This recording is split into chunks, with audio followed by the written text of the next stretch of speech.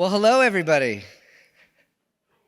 Welcome to our panel, Native Americans in Extended Reality. I'm Kilma Lattin, founder and CEO of Our Worlds, and I'll be the moderator. A little bit of housekeeping. If the audience has questions, please pull out your EDU app, go to session, and engage. And that'll allow us to see your questions here, and we'll try to make some time at the end to answer any questions that people might have. This panel is going to focus on 21st century Native Americans and how our approach to world building is empowering members of the most underrepresented people in STEM while future-proofing cultural heritage. At Our Worlds, we're redefining the metaverse model by taking an inclusive and communal approach to world building. So just what can Native American wisdom and the knowledge systems teach us about world building? And it's more than you might think. Before we get started, I'd like to ask Dr. Stan Rodriguez to open us in prayer.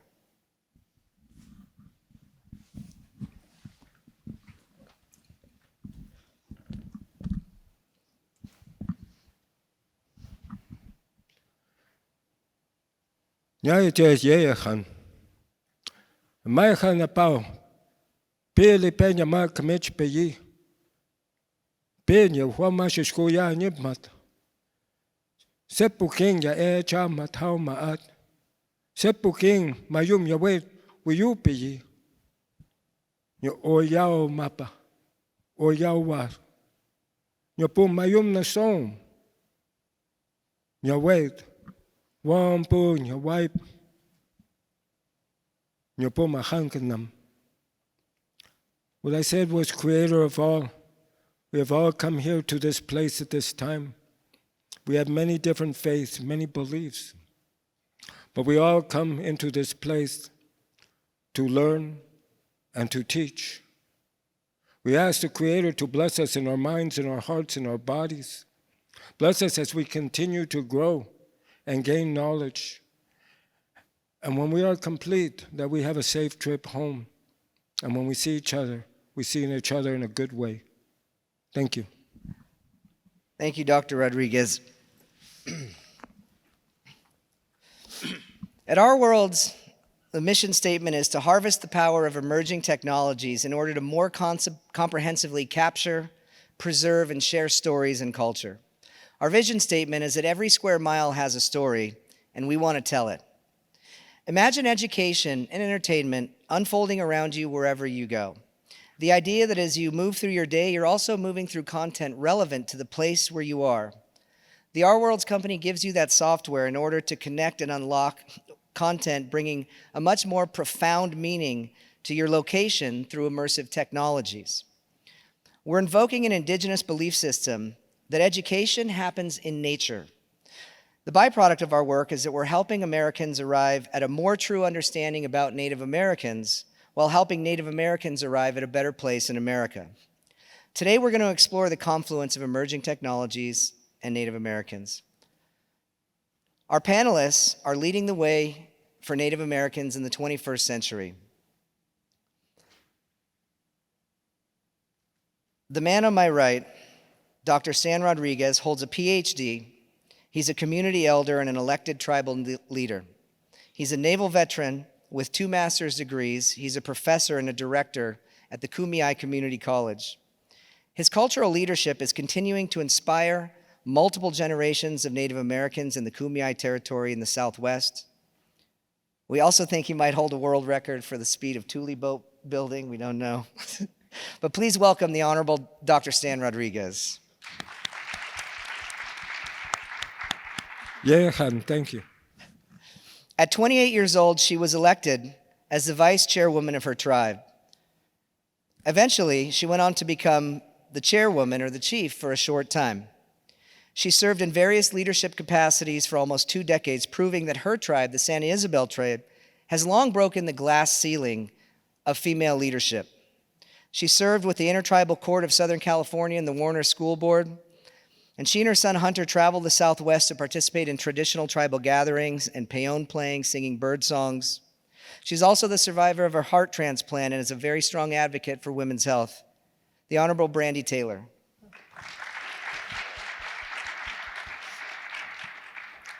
And finally, a proud member of the Palma Band of Luiseño Indians.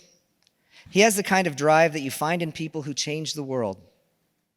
Halfway through an intensive public health medical doctor PhD program at the University of California, San Diego, he somehow found time to lead a National Association of the American Medical Students, designing new medical school pathways for Indigenous students, and has been published in world-renowned journals on matter involving health, equity, and COVID-19. In 2022, he caught the attention of the White House and was invited to participate in their Leader Summit in Health Equity Roundtable Series. He does this work not for himself, but for all Native American communities. That speaks to who we are as Indigenous Americans. And soon to be medical doctor, PhD doctor, Dr. Alec, Calac, MD. Thank you, Kilma. Absolutely. So the format today is that I have some discussion points that are going to be fair game for all of the panelists. And then I'm going to ask some specific questions of each of the panelists. And with the time remaining, we're going to open it up to the audience and invite any questions that people might have. Panelists, you remember the rules from Comic-Con. Every panelist for themselves. Teasing. So the answers are going to have time limits. And if a panelist says something that you disagree with, don't be afraid to disagree. We're all adults here having a conversation. Conversely, if a panelist says something that you agree with and you have something to add, please add. So, discussion point number 1. Honoring our past, but looking square into the future. Are Native Americans moving forward as a civilization in the 21st century, or are we stuck reliving the same old stereotypes of the past? Dr. Stan Rodriguez, would you like to take that one first? Sure. 2 minutes. I'll be fast. Our people are at a crossroads. When we talk about our past, many times they view us as Native Americans in the past tense. We are people of the past, the present, and the future. When we talk about our own native organic science or our own native epistemology, it has been discounted in the past. We have been marginalized as a people.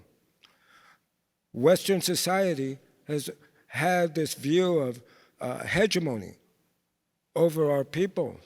And now they're finding that our sciences do make sense. We've been here since time immemorial. And our fire science, our ocean science, all these are being seen again, that they have applicability.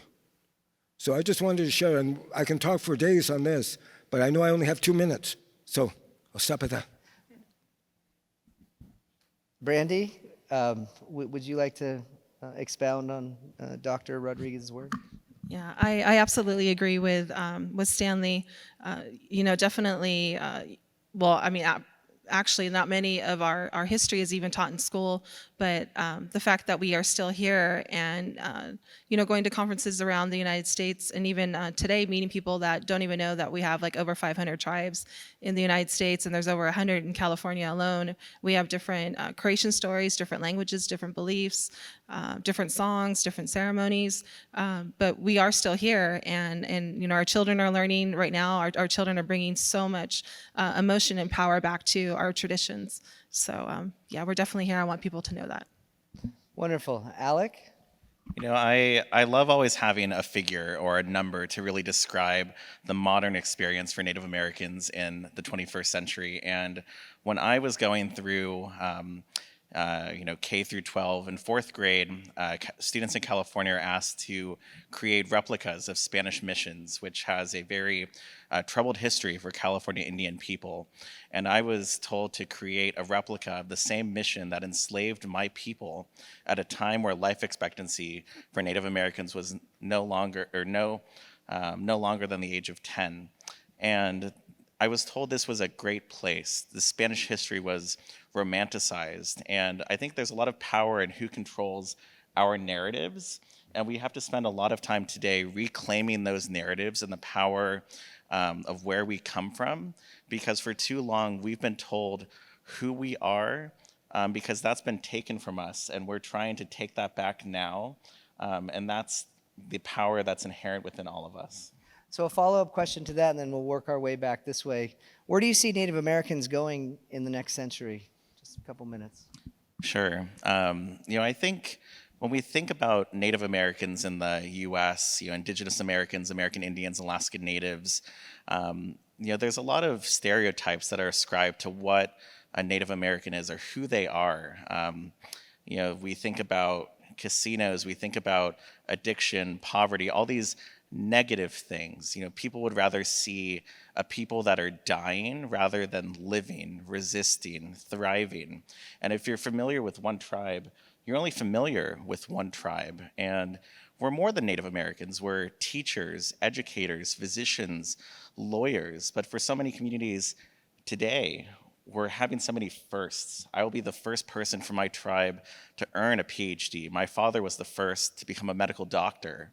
But before we had terms for doctor, for educators, we had our own terms for that. We've always been healers and scientists. So we're really reconnecting with the past to advance ourselves in the future. I think you make a good point. In the 21st century, Native Americans have gone on now where we have the first Native American cabinet member who's the Department of Interior secretary. I know that there's Native Americans working at the State Department, Department of Homeland Security, CIA, all across all avenues of American civilization. Native Americans are in the midst of a bit of a renaissance, and that's kind of the point here of this panel is to expound on these ideas that Native American wisdom and culture is more relevant now than you may think, especially in the evolution of the metaverse, because some of the models that are being proposed with the metaverse are very non-inclusive, very top-down, and some would say digital colonialism. If there's some Native Americans who still don't have access to the internet, then are Native Americans going to be the last to arrive in the metaverse? And if so, are they going to be stuck way off on some place that everybody else doesn't want to be? And haven't we been through that? This is relevant now, and this concept that, when people are choosing sides, how are we going to build the future of extended reality? Are we going to do it in nature with place-based, or are we going to do it in the metaverse, in this dystopian model where you're sitting at home and you're just, stuck in the house all day? Anyways, so what about you, Brandie? Where do you see our civilization going in the 21st century? Well, I believe now our youth actually have so many opportunities that I know that I didn't have when I was growing up, of going to school, going universities, graduating, coming back and helping the community, going off to the military. That's always honored in our tribe. Our San Isabel tribe has several, probably like the largest, I think, veteran population in Southern California, and we always honor them. Just opportunities are there, and I believe that our youth now, if they take our culture with them when they leave the reservation or they go to these institutions, I think that will make them whole. I think a lot of it is it gives them strength, it gives them power, and it gives them courage. So I totally believe in our youth and the opportunities that they have now. Wonderful. Dr. Rodriguez, where do you see our civilization going in the next century? Thank you. One of the things we talk about where our civilization is going, where our people are going, we have to take a look at the past, what has happened to us, and the losses that have taken place. Where language, culture were outlawed, religion was outlawed, and since then, many of those things have been repealed. However, the damage has been done. So as we move into the future, it is important that we do not forget our past. Right now, with Kumeyaay people, of the 4,623 Kumeyaay who reside on both sides of the border, there's approximately 31 who still speak the language. Efforts are being made to reverse language shift. Also, education has been an issue, but a balanced education. We have people who do many different things. I'm going to throw Kilma under the bus right now, because this man is an accomplished helicopter and fixed-wing pilot, graduated from Harvard, from the Paula Reservation, going to UCSD, college graduate, all over. In other words, what I'm saying is being able to not just compete in academia, but also grounded culturally is important for our people, because that grounding helps our people to move on, helps our people to grow as a people. You know, we already know that when we lose our culture, we're dying inside. What is it that we need to do to change that?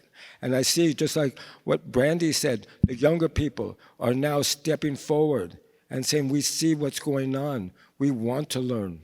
We want to do these things, and picking up those responsibilities. And more healing needs to continue, but it is happening.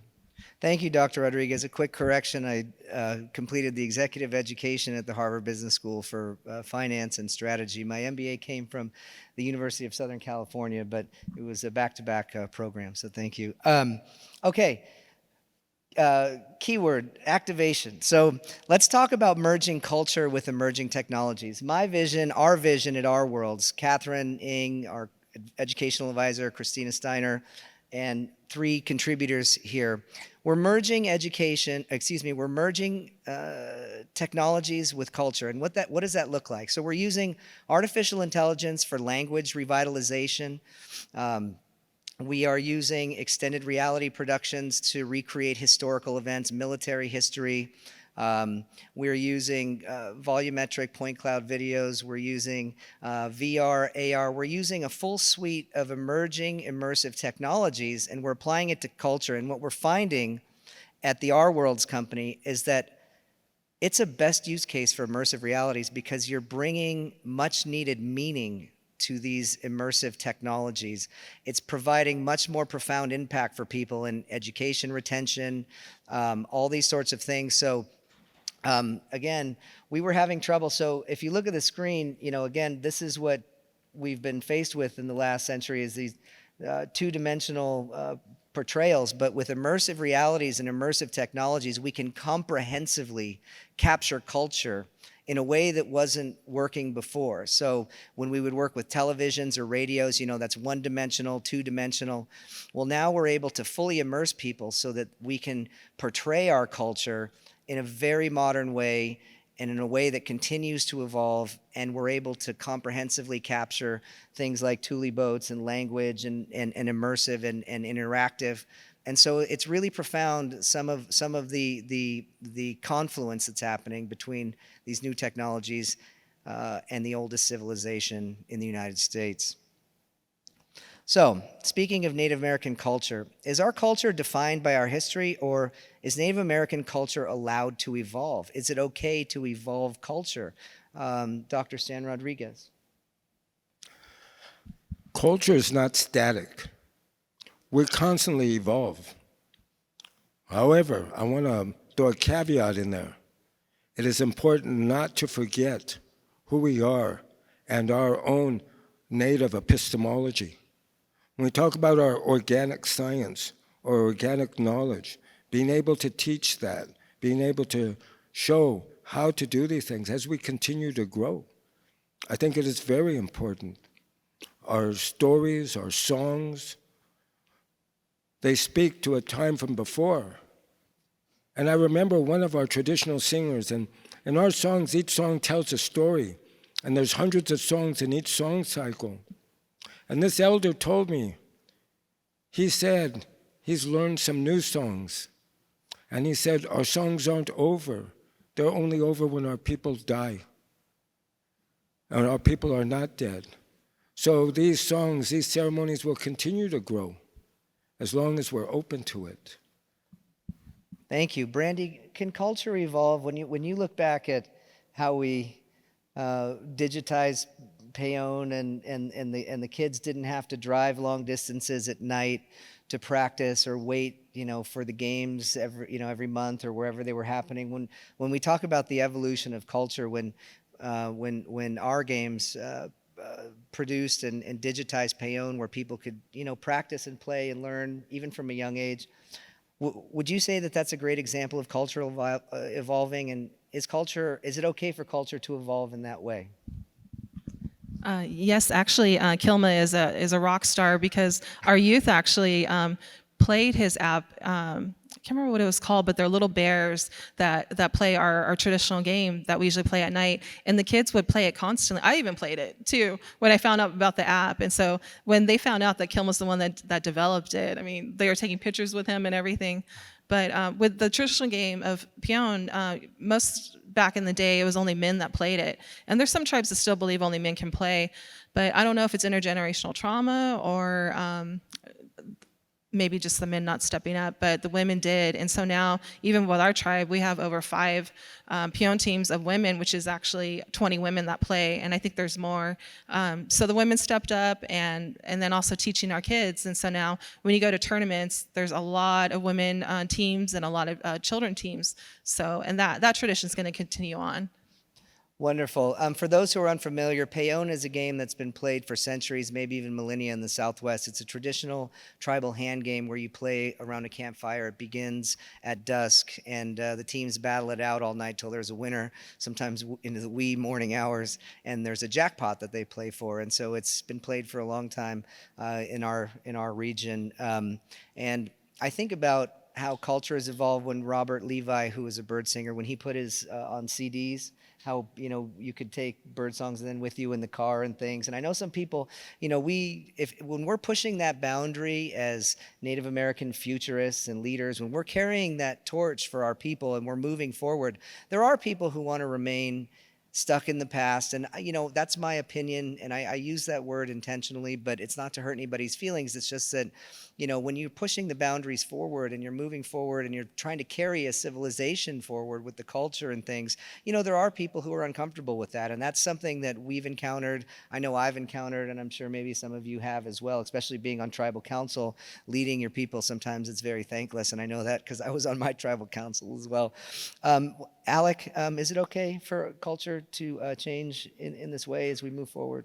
Sure, Kilma. I think something that you said when you first asked the question is Native American culture static? And, I always oppose the kind of singular kind of framing of Native American cultures because there are hundreds of tribes in the U.S. There are thousands across the world. In the world itself, there are 200 million indigenous people in more than 70 countries.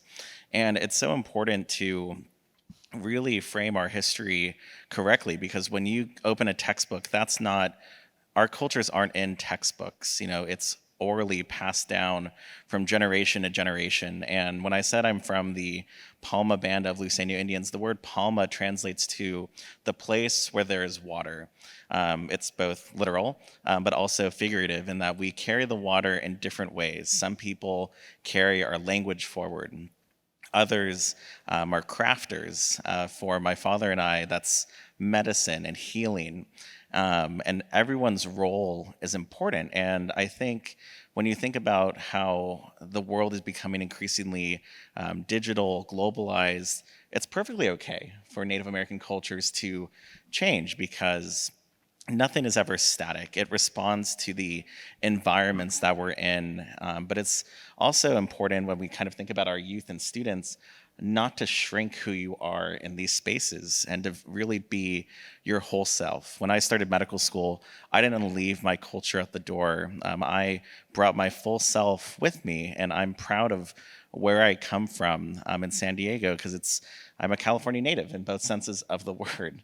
And I think that's really special because there are so few of us where we have to be the example for youth following behind us. Let me just hit you with an off-the-cuff kind of question. Yeah. Have you found that you're and quickly, because we're, the time, tick, tick, tick.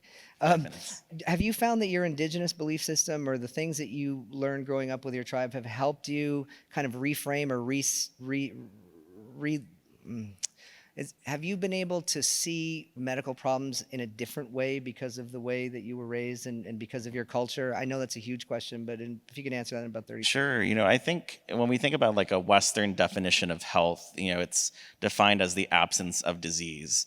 But from a more indigenous worldview, and I think across many indigenous cultures, it's much more than the absence of disease. It's this kind of internal and external balance, as well as kind of thinking about the combination of your physical, spiritual, emotional health, but also not just for the individual, but for the community. So I think going through medical school, our perspectives as Indigenous people have always been historically disregarded, especially in medicine, but I think are unquestionably needed. And when you're in those spaces, you can offer your viewpoint and change the way that someone approaches a problem, and that promotes equity not just for Native people, but for all Americans. Okay, and then we'll work our way here. Activation. If we can show a little more of our footage. Let's see, from our worlds, we'll just queue up some more of the video. We'll see where we're at. So, and we'll work our way back this way. Okay, Alex, I don't. So, recently I heard you on a podcast, the Pres Development. Can we keep the image up? Okay, there we go. Okay, cool. Recently we heard you on the Present Development Yes. podcast. Quickly, in just 1 minute, can you talk about some of the things that you hit on in that podcast and the importance to you and our people about digital sovereignty and that sorts of things, maybe in about 2 minutes? Sure. I think I can do this in a minute. So the Present Dev podcast, actually run by one of my friends, Saul Kimmich, and they asked me, what does it mean to have an Indigenous digital futurism? What does it mean to have Indigenous data sovereignty? And what data sovereignty means is the right for Indigenous nations to govern the collection, management, and use of data generated by their communities, because we have these legal protections for our communities, on the ground in person, but when you go to the digital space, those frameworks are often absent, and it's more of a guideline rather than a practice. And I think that also speaks, and we talk about this on the podcast, about the need for more Indigenous data scientists to be able to control these systems and embed these principles into the technologies that we're creating, because we don't want something made for us, we want something that we made for us. And it's just a slightly different perspective. And I think when we're in control, it shifts the narrative in a way that, again, is positive rather than negative. Wonderful. Okay, coming back this way, Brandie, when you see these images on the screen, tell me about your feeling about how we're pushing, technological sovereignty, data sovereignty, these things where, we're taking control of our digital future instead of having people build things for us and then we find our place in it. Instead, we're taking a collaborative approach to build our future and future-proof our culture. How does that make you feel? I actually was on the app last night looking at all of the pictures and the videos and stuff, and I know one of them, Johnny Bear Contreras from San Pasqual, talked about the ocean and us as a people who once lived down there, and it was cool to be able to watch that. Here we're in Austin, Texas, and I was able to look at the ocean on the app, so that was pretty amazing. Yeah, so on the screen here you see one of our contributors, Ricardo Cate, who's been doing years and years. He's a daily contributor to the Santa Fe, New Mexico newspaper, and he's an artist, and we're working with him exclusively, and we're building digital galleries with his work. And here on the screen you see Dr. Stan Rodriguez with his Hakwayo tule boats. You'd know them as kayaks or canoes. There he is standing next to him. So, and then here's where we were working with the Choctaw School of Language to recreate actual transmissions that were used during World War I to help America end the war. So we did a movie. That movie has its world premiere next week at South by Southwest Film. Our work is being recognized across South by Southwest because we're doing something so different and so wonderful for both sides. We're building so many bridges between educational institutions, festivals, conferences, and the Native American communities because we're world building the right way. We're doing things the right way. We're not taking a top-down approach to this. Moving on with the questions and our panelists. Stan, do you want to jump in? Sure. One of the things that we're talking about with this, an example is the tule boats. We call Hakwayo. How many of you know how to swim? Okay, about 8 of you. Anyway, how many of you ever been in a tule boat? How many of you even heard what a tule boat is? And this is a science that our people use. How long does it take to make a boat? If you had to make a boat right now, how long would it take for you to make a boat? A long A time. long time. It took us 15 minutes to make a tule boat that can last up to 2 years. This is part of our science, and it is renewable. It is renewable. You know, prior to encroachment, our people were, you know, in the bay, in the open ocean on tule boats. When the Spaniards first came, they said they see these crazy people hunting for whales on these boats made out of grass. And this is part of who we are. So being able to do it again, and those two gentlemen that were on the tule boats are my two youngest sons. So it was really, you know, working with, you know, Catherine and Kilma, you know, getting these things together. Brandie, you showed up there, and you know we were doing all these things. You know, this is part of transmitting our knowledge for other people to see. And with that app, if you ever come to San Diego, get that app and you just go to the bay, just go to the ocean. You can see these things that you know have been going on since, you know, for thousands upon thousands of years. And then I wanted to say one other thing real quick. And Alec, you know, you brought that up about, you know, your father and you know, Kusiai, you know, doctors, you know, about healing. And some people, you know, when we think about, you know, organic medicine and the doctors and how, you know, people today, you know, practice medicine, and it's much more, you know, modern and everything. Back in 2007, and you can relate, I was diagnosed with stage 4 cancer. The doctor only gave me 2 to 3 months to live, and I remember we talked about that. And I went to a medicine man, and that same medicine man worked with Brandie. And they did a ceremony, and in that ceremony, and they gave me medicine to drink, and they said, I'll live to be a very old man.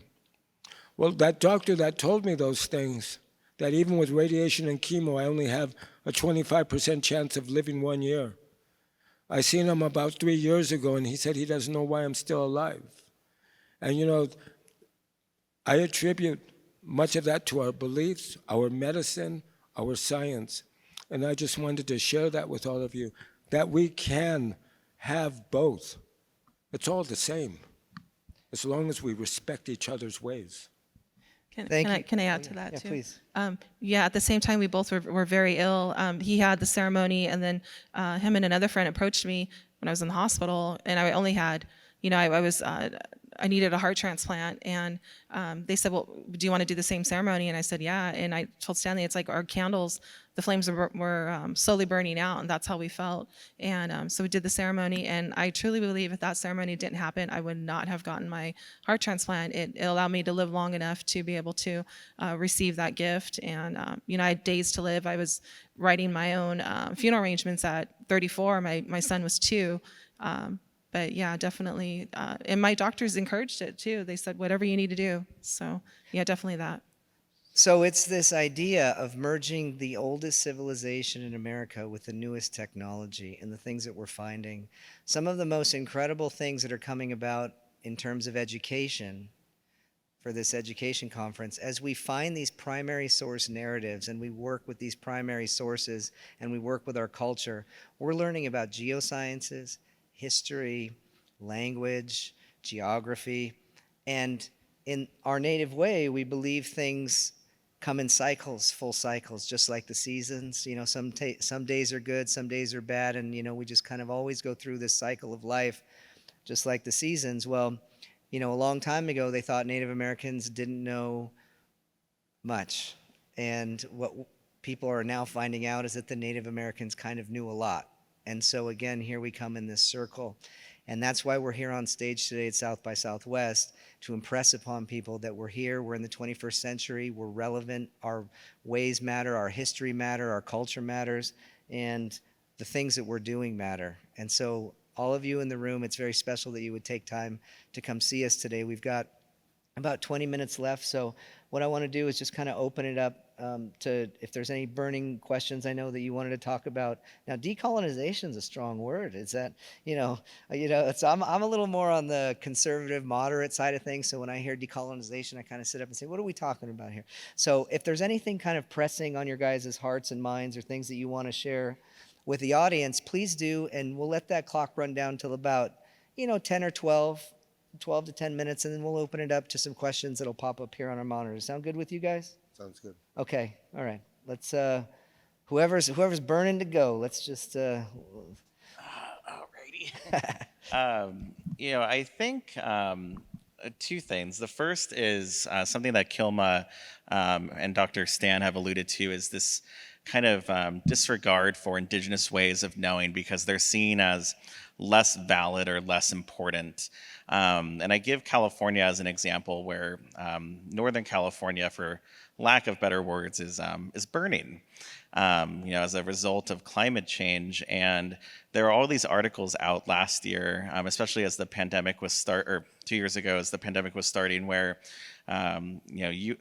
California is exploring old ways of cultural fire, or revitalizing these practices and kind of returning to the past to address a pressing issue today. And when we think about the problems that we face today, Indigenous people are often gone to for the solutions, because these are problems that we have always faced. When we were in charge of our own lands, there weren't rampant fires going throughout the areas that we lived in, because there were cultural fire burns, a controlled way, in a healthy way, in a way that puts us in relationship to the natural environment. And I think about, as a doctoral student, policies and programs that have furthered disparities or kind of exacerbated inequities. And for the past century, the U.S. Forest Service outlawed cultural fire and created the conditions in which we're now facing today, because they didn't see our ways of existing as valid, our practices as barbaric. Especially, you can use that same example for subsistence food systems and whale hunting, where it's seen as cruel to do something, but not realizing that this relative, this whale is providing for hundreds of community members in a way that is done sustainably. And I think when people start to learn the reasons why we have those practices, it's seen as more, quote, civilized or less barbaric. Second, to the decolonization thing, I see this a lot in academic spaces, and I would say it's often used as a metaphor. It's used when it shouldn't be used, where it's decolonizing medicine, decolonizing education, decolonizing public health, but it's much more than that. It's returning control of land and systems to Indigenous peoples. It's not something that should be used when you're advocating for social justice or improving the way that something is done. It's much more of an intentional action. And I think that just speaks to the importance of language. Be very intentional about the words and phrases you use, because you never know when an Indigenous person is in that space and hears what you're saying and feels uncomfortable being there. Thank you so much, Alec. Let's work our way back down this way in the panel. Brandie, is there anything that you'd like to cover today as we're winding down the session? Is there anything that you'd like to discuss? Pretty much, I'd like to say that, we still have our traditions, and, we're very proud and we honor, our youth that actually go off and get educated. And so my family, when I found out that he was selected to be on this committee for Washington, D.C., I told my family we have to give him a gift, because he's going to be traveling all around. And so we presented his ribbon shirt that he has on right now. And so it's fun to be able to do that and to honor him, because he's honoring our people with what he does. Absolutely. Dr. Rodriguez. One of the things that's happened since encroachment has been the marginalization of our people, including our story, our history, all these things. I mean, Alec, you brought up a point about how in fourth grade made missions over there, and it was lauded as something that was great for the people. The Indians loved it. They, became civilized. They forgot to say that on November 5th, 1775, hundreds of Kumeyaay warriors descended upon the mission in San Diego, burned it to the ground, executed the priest and 2 others because of atrocities that were committed against people. Those things are never taught. Other narratives that have gone on. How many of you ever been to school and heard about Columbus? That he discovered America. Who were we? And these other narratives that, these romanticized, myths that have been portrayed. So to decolonize, to raise us from the form of a savage to civilize, that, no, we are who we are, and that's all right. It's all right to be a Native person. This is something that's very important when we talk about self-efficacy and our own, how we are as a people. These things are very important for us. I'm going to throw something at all of you. How many of you are Native people? Okay, we have a few people. Look at me, the ones that didn't raise your hand.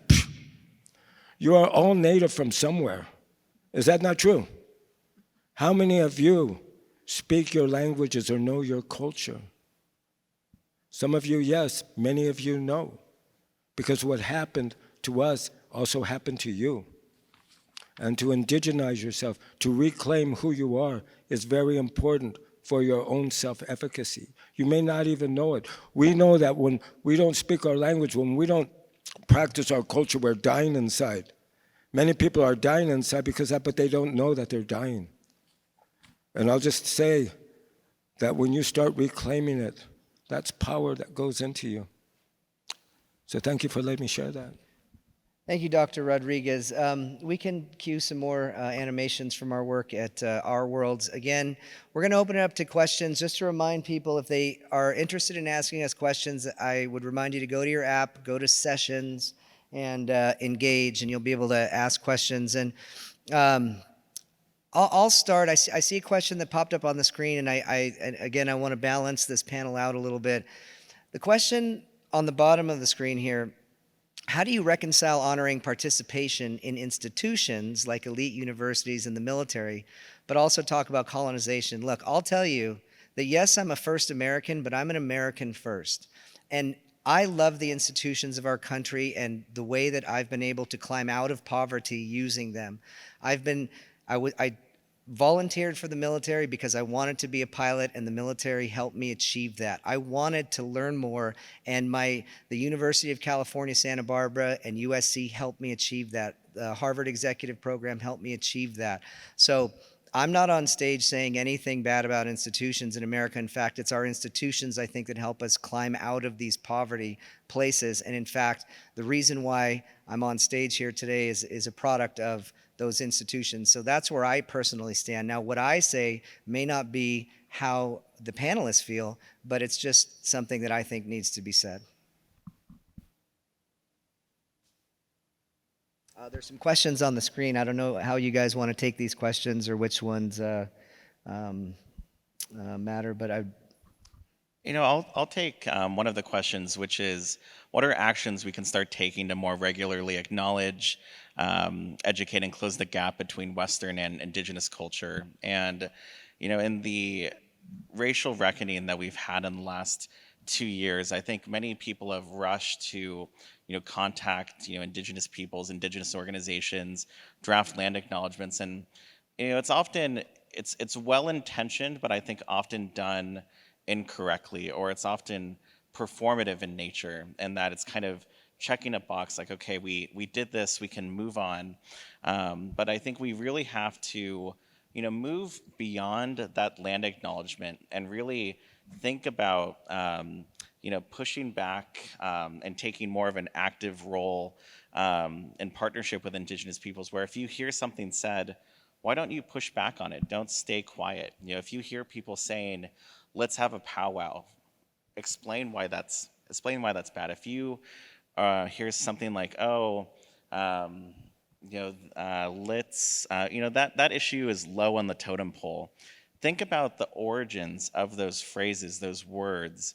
What's the phrase for, if you're doing something that's not in your list of responsibilities, you're called off the reservation. Learn about the history of that term. It originated in the late 1800s in Northern California, where you weren't allowed to leave a reservation without the permission of the police. And if you left the reservation, if you went off the reservation, you were shot. So think about why those terms exist and why language is so colonial, and be more active. That's really, I think, how not just, it's not on us to always do all the work, it's on all of us. You guys see any questions that you'd like to address? I'm going in. All right. The one on the bottom, how can community colleges support Native American students? Our biggest challenge has been recruitment and engagement. Well, I'm going to throw in not just community colleges, but also universities. And part of that is with the institution itself. What are your intentions? When we seen we were having difficulty with our story being taught, we created our own tribal college, Kumeyaay Community College. It's the only operational tribal college in California that offers an accredited associate's degree. And this is working in with a MOU with one of the community colleges. Our teachers are Kumeyaay. Our classes are taught through a Kumeyaay lens. And we open it up not just to Kumeyaay, but to anybody who wants to come and learn. With that said, as we go on into the university level, I'm going to pick on Cal State San Marcos, California State University San Marcos. They have an incredible Indigenous studies program. Most of the professors in that program are Native people, Native Americans, who are teaching from the lens of a Native American, our Indigenous studies. Prior to that, many times our courses are taught by non-Indian people. And the student body, the Native American student body, I would say it's one of the largest Native student bodies of any of the universities out there. And the faculty, the staff are supportive of the student, that what we want success stories. We want our students to make it through. We want to help them to get through. We want to make a safe place for them to study, to practice, and to get through this. So these are some of the things that we look at. Thank you. Thank you, Dr. Rodriguez. Brandie, are there any questions that strike you or that you'd want to answer?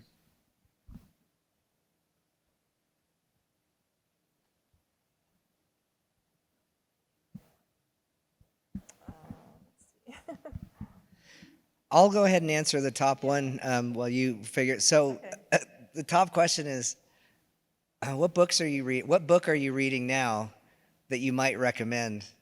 My favorite book that I've ever read in my life was the Norton book of science fiction. It was short stories, a collection of short stories, and just the mind-opening things, and the way you read the stories and relate them to history of when they're written. But it talks about what you're reading now, and the news that I'm reading these days over the last few years and day to day, it almost reads like science fiction, some of it. So I'm not really reading any books that I would recommend. I would recommend reading, multiple news sources and kind of finding stories that engage you, that are interesting, because some of the stories that are coming out are just, you kind of, I thought I'd seen it all, but I haven't, so. Yeah, I'll also answer that one. I'm very interested in behavioral health, and a book that I recently started reading is Mind Spread Out on the Ground by Alicia Elliott, where I believe she's a Mohawk author from up north in Canada.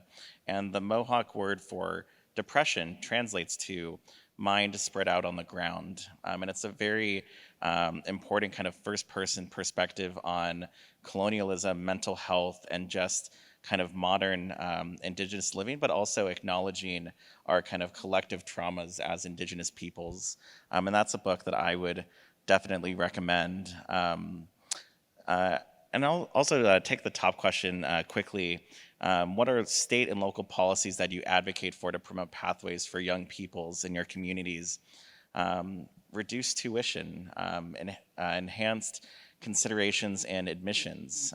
Educating Native Americans is not really an example of affirmative action. It's honoring the kind of responsibilities that our institutions built on our own lands have to our communities, where we give people an education so that they can go back and serve their people. And I think that's one example.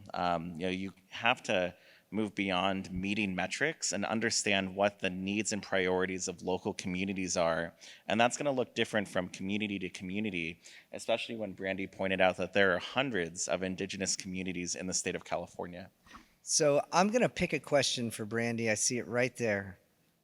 Any advice on how to increase women's and female representation in tribal leadership?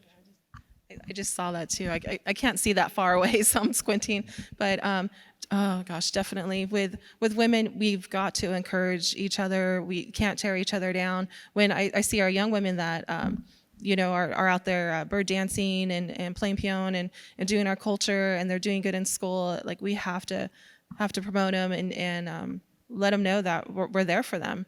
And as a woman who served 18 years, not a prison sentence, but 18 years on tribal council, that's the main thing, is that, definitely you need to have your sisters with you. And, jealousy is a big part of our community, and that needs to stop, and we need to encourage each other, definitely. I was always so impressed with my tribe and how long ago we broke the glass ceiling for female leadership, and the strong matrilineal society that we have in Paula, where women are traditionally the head of the household, and that having those strong women in my life helped me become a better man. And so this female leadership model that we have in our tribe, has really helped me as a man. So I'll just throw that in there. Dr. Rodriguez? Real quick, I just wanted to say, looking for any publications, Dr. Jolie Proudfit is right over here. She is the head of American Indian Studies at Cal State San Marcos. Not throwing you under the bus, but on native ground. Take a look at it, buy it, you'll learn a lot.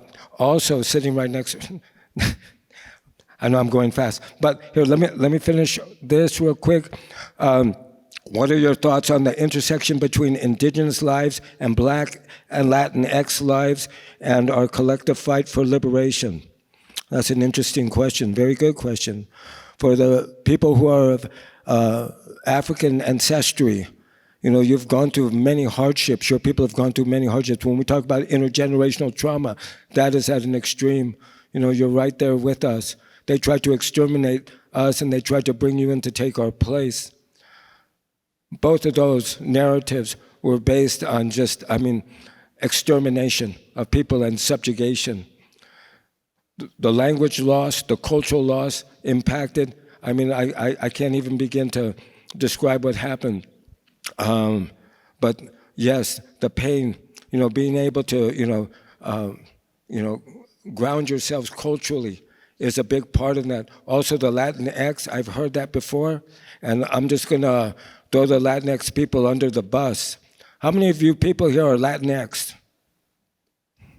How many of you are Latinx but you're Native? How many of you are Latinx Native and you speak your native language? Okay, if you're from Spain, that'll work. The others, that is the problem. I'm going to leave that with you. That's going to come from you, how to indigenize yourself and bring that back with your people. That is the main thing when we talk about self-identity. Thank you. Yeah, and if I could also finish that quickly, I think we often see the term BIPOC, Black, Indigenous People of Color, used so liberally, and it acknowledges this shared pain and history where it's not controversial to say we are a nation of immigrants built on Indigenous genocide and chattel slavery. And when we use BIPOC, it homogenizes and makes those experiences seem very similar, when we really have to center equity and acknowledge that every group has shared pain, but different needs now. So really push back on using that term and partner with each community. Thank you, Alec. As we wind down, I just wanted to re-impress upon everyone that the views and expressions spoken here today are individuals. There was no collective agreement. There was no collective agenda. We didn't talk about the panel beforehand. So everything you heard today was native to what happened today as the questions unfolded, as the conversation unfolded. And we all, I think, did a great job representing our individual viewpoints and our tribes respectively. So can we please have a round of applause for our panelists? If we could cue the animation just for our last minute here, we'll cue the activations, and then anybody in the audience just have a quick burning question that they want to ask of us while we're on stage.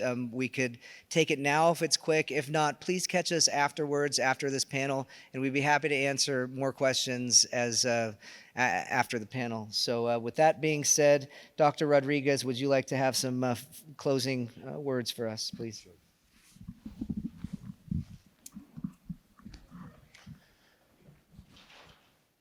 E mai had na pau, pel nya wei na som pi nya po mo ya nya wei ta kanap nya wei ta kwar. Mayum nya wei wan po nya po nya yu han, kwa han, a han.